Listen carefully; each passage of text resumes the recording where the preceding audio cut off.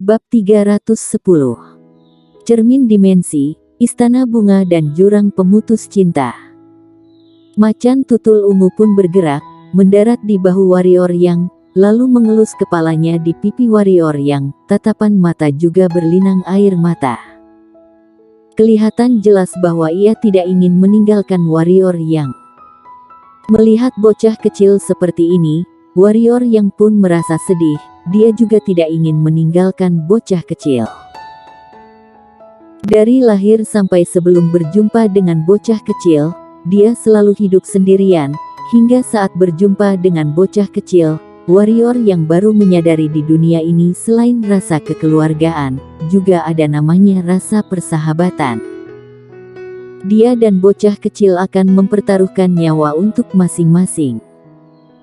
Jika bisa, dia seumur hidup tidak ingin berpisah dengan bocah kecil, tapi dia yang sekarang ini, masih belum ada kemampuan untuk melakukan hal yang ingin dia lakukan. Violet, kamu bersama dia, hanya akan mencelakai dia.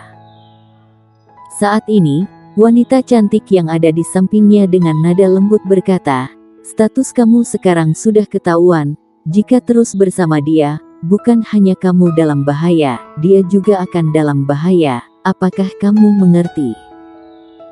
Macan tutul ungu mengelus pipi warrior yang, lalu mulai menari-nari dengan cakar kecilnya. Tidak lama kemudian, warrior yang pun tersenyum paksa lalu berkata, aku tidak bisa ikut denganmu, aku masih banyak hal yang belum diselesaikan, kamu juga tahu, hal-hal ini harus aku selesaikan. Setelah aku menyelesaikan semua ini, aku akan pergi ke wilayah siluman mencarimu, kita sama-sama bertualang, bagaimana? Macan tutul ungu menggeleng kepala dengan kuat, cakar kecil dengan erat memeluk leher warrior yang, air mata pun mengalir keluar. Kaisar Cerpelai dan Ratu Siluman saling memandang, dari tatapan mereka dipenuhi rasa kaget dan curiga. Mereka tidak menyangka hubungan macan tutul ungu dan warrior yang akan begitu dalam, jangan-jangan Violet muncul rasa. Memikirkan kemungkinan ini, ekspresi Kaisar Cerpelai dan Ratu Siluman pun berubah. Mereka saling memandang, muncul tatapan tajam, Ratu Siluman pun mengangguk kepala, kemudian mengayunkan tangannya, dimensi bergerak, Ratu Siluman dan macan tutul ungu seketika menghilang. Awalnya, aku tidak ingin membunuhmu. Setelah Ratu Siluman dan macan tutul ungu menghilang, Kaisar Cerpelai menatap warrior yang dan berkata, karena kamu pernah menolong Violet, ditambah bakat dan talenta ilmu pedangmu, aku pun harus mengakui kehebatanmu.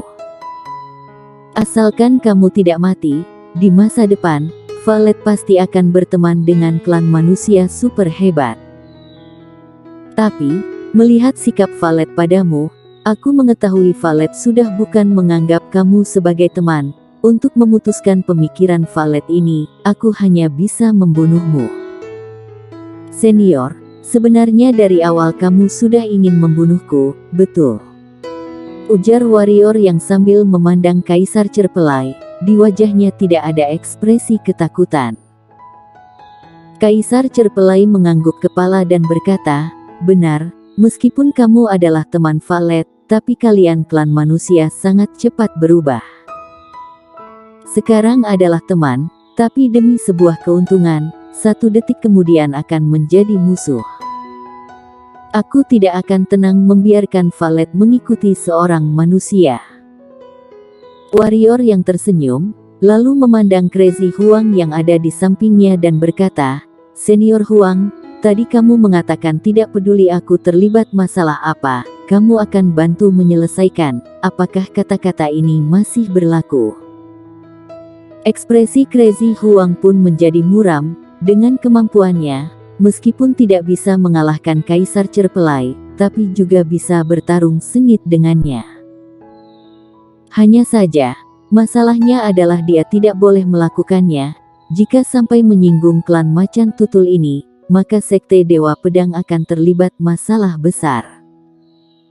Di dunia ini, semua orang mengetahui klan macan tutul tidak akan mungkin mencari masalah, tapi jika sampai menyinggung mereka, maka akan babak belur. Jangankan Sekte Dewa Pedang, 3 sekte peringkat 9 juga tidak berani menyinggung klan Macan Tutul. Hanya saja, talenta warrior yang ini sangat luar biasa. Jika dia bisa bergabung dengan Sekte Dewa Pedang, dengan aset dan didikan dari Sekte Dewa Pedang, maka kedepannya warrior yang pasti akan bisa menjadi pendekar super kuat. Sampai saat itu, Sekte Dewa Pedang mungkin ada kesempatan meningkat menjadi sekte peringkat 9, bahkan mungkin saja bisa menjadi sekte peringkat 10. Sekarang pertanyaan susah muncul di depan Crazy Huang, apakah mau menolong atau tidak menolong? Tolong. Willy Su yang ada di sampingnya mendadak bersuara, Crazy Huang, sekarang Sekte Dewa Pedang sudah merosot, jika tidak ada orang yang bisa membangkitkan Sekte Dewa Pedang, maka di masa depan, Sekte Dewa Pedang mungkin tidak akan bisa mempertahankan sekte peringkat 8. Jika demikian, lebih baik mencoba, jika dia bisa hidup, meskipun Sekte Dewa Pedang hanya dia sendiri, juga pasti akan mengharumkan nama Sekte Dewa Pedang di daratan pendekar hitam. Tapi, tidak hanya aku dan kamu, mungkin akan lebih banyak murid Sekte Dewa Pedang akan mati. Ujar Crazy Huang. Willy Su hening, ini adalah kenyataan. Jika demi warrior yang melawan Kaisar Cerpelai, ini menandakan Sekte Dewa Pedang akan berhadapan dengan klan kuat di Siluman Monster. Jika pertempuran ini dimulai, bukan hanya memakan korban, mungkin juga Sekte Dewa Pedang akan dimusnahkan dari wilayah tengah. Area perbatasan bisa menahan segala klan dari wilayah Siluman, selain klan Macan Tutul. Melihat ekspresi Crazy Huang, warrior yang pun tersenyum, lalu melihat Kaisar Cerpelai dan berkata, "Senior, kamu memiliki kekuatan gaib yang hebat, sebelum aku mati, bolehkan mengajukan 2 permintaan?" Tenang saja, dia permintaan ini tidak akan menyusahkan senior. Melihat warrior yang sejenak, Kaisar Cerpelai berkata, "Karena kamu sudah pernah menolong Valet, katakan saja." Mendengar ini, warrior yang memberi hormat pada Kaisar Cerpelai, lalu memutar badan melihat ke arah jauh, ke arah wilayah selatan. Beberapa saat kemudian, Kaisar Cerpelai melirik Crazy Huang dan Willy Su yang ada di samping.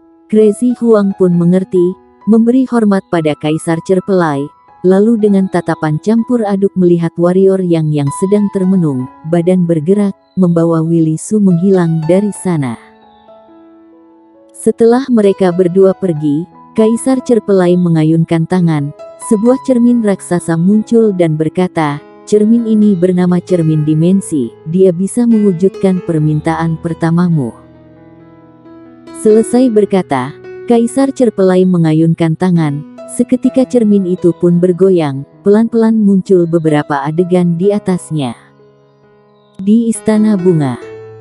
Di jurang yang ada di gunung belakang Istana Bunga, jurang tidak berdasar ini sangat gelap, juga ada angin dingin yang menusuk tulang.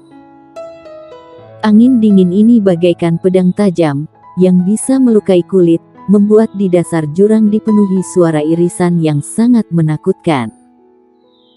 Di tengah dasar jurang ada panggung bulat, di panggung bulat ada banyak pilar berwarna hitam, di pilar-pilar itu diikat banyak gadis.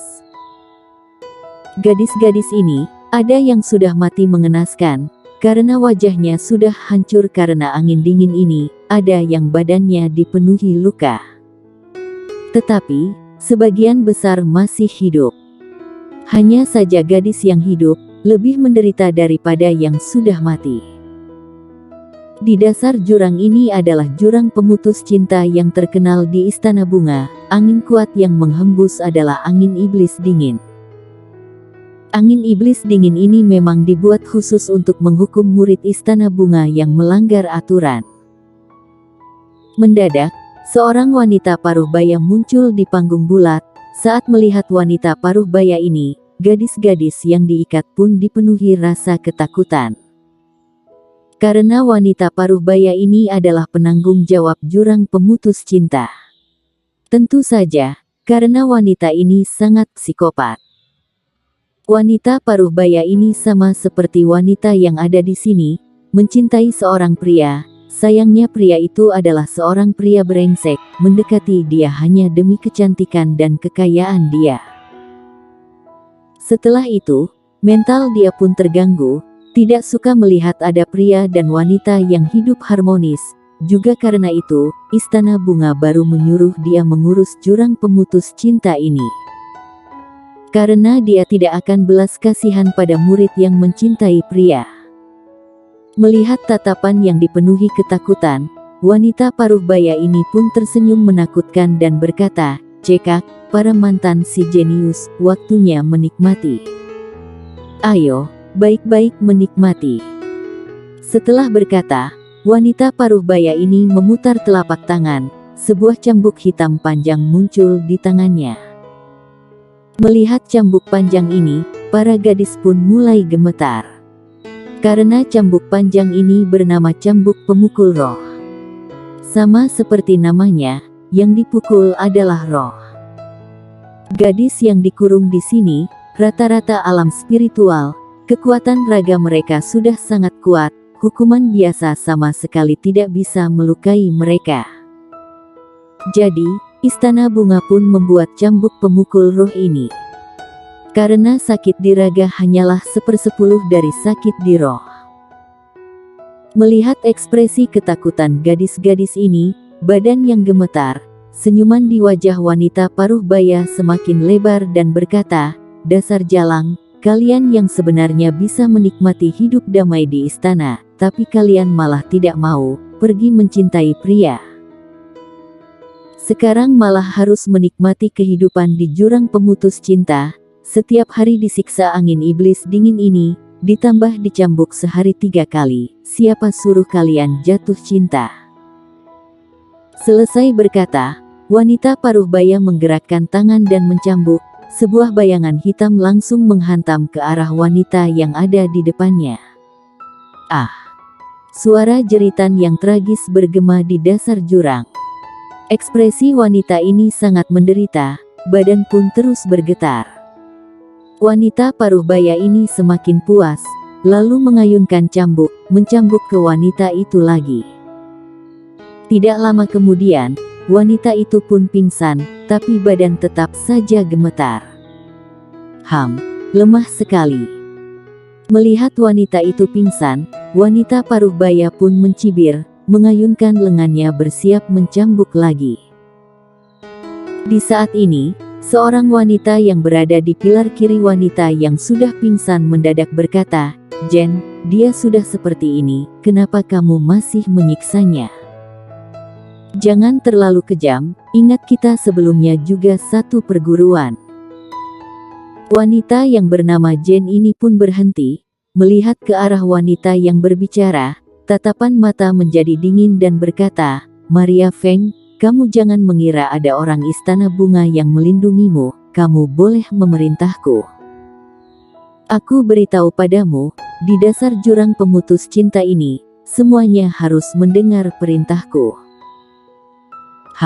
Sepertinya kamu sudah lama tidak merasakan cambuk pemukul roh ini, baiklah hari ini kamu akan baik-baik menikmatinya.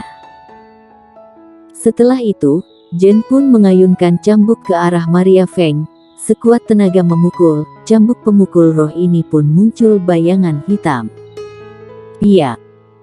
Cambuk pemukul roh langsung mencambuk ke arah badan Maria Feng. Maria Feng langsung merasa rohnya menggigil, rasa sakit dari roh, membuat dia mengerutkan kening, lalu melirik wanita tersebut. Badan Maria Feng pun terus gemetar, hanya saja dia tidak menjerit.